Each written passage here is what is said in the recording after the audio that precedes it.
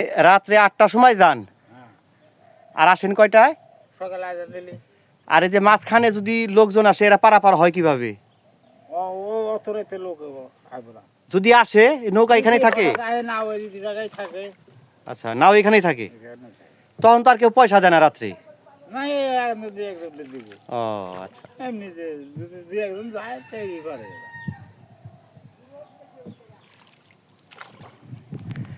এটা হচ্ছে আগদিগুলিয়া ঘাট। এটা আপনার নাগরপুর ভাররা ইউনিয়নের মধ্যে পড়ছে। এই ঘাট হয়ে এখানকার পূর্বাঞ্চলের মানুষগুলো এই নৌকার মাধ্যমেই যাতায়াত করেন।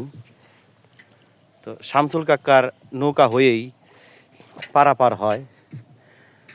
উনি কিন্তু খুবই পরিশ্রমী একজন মানুষ। সকালে দেখলাম এই ঘাটটা ডুবে আছে, আর আস্তে আস্তেই দেখি ঘাটটা সেরে ফেলছে, আসলে মানুষের জন্যেই। কাকা, মানুষ কি আপনাকে ঠকায়? অনেকেই ঠকায়, টাকা না দিয়ে চলে যায়, মিথ্যা কথা বলে। এই যে নৌকাটা বানাইছেন, এইখানে আপনাকে কেউ সহযোগিতা করছে? কেউ সহযোগিতা করে নাই? হ্যাঁ, আচ্ছা, তাই? আলহামদুলিল্লাহ। না, এই যে এখানে জনগণের খেদমত করতেছেন আপনি, আপনাকে তো এই এলাকার প্রশাসন যারা আছেন তারা তো পারেন আপনাকে একটা সুন্দর নৌকা দিতে। কারণ আপনি যদি নিজেই খরচ করে নৌকা বানানোর মানুষের এই সেবা করেন, তাহলে তো এটা জিনিসটা কেমন হয়ে গেল না?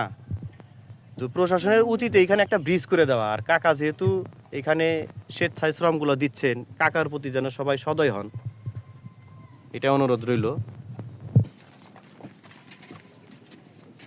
পুরোটা দেখেন কাকা। আসসালামু আলাইকুম, ভালো থাকবেন।